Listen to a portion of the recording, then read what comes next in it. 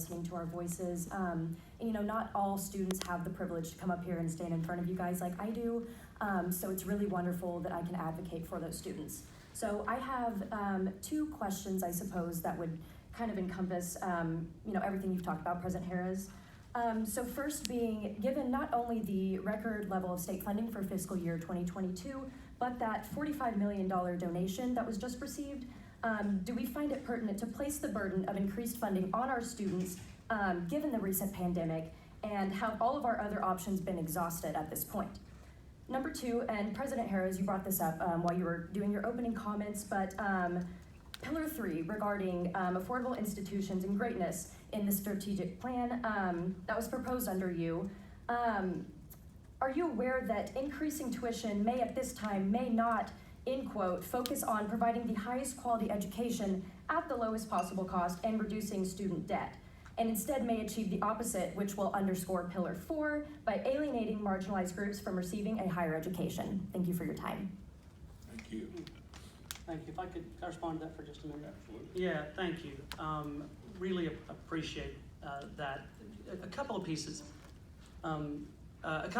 One, we look at gifts and we often ask, well, that number sounds like it's really big. Why can't that be a direct offset? That's totally intuitive.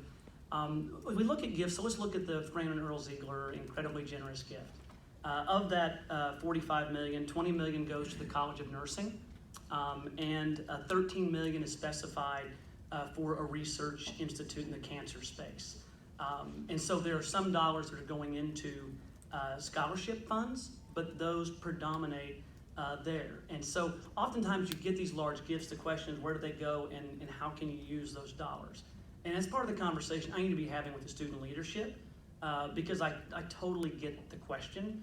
And then, you know, the response to the other piece is this idea of how do you balance, and I'm going to sort of simplify it down to how do you balance excellence and affordability, and that deserves more conversation, more insight. One of the questions asked yesterday was, can you add up direct student benefits that exceed what the students will be paying? And it was a totally fair question. We're going to provide that, and we can show that those benefits will exceed. But those are the communications we need to have earlier and in advance so we can have those conversations. And hopefully what we'll see is an even bigger commitment to scholarships that can help offset that burden that's very real for students.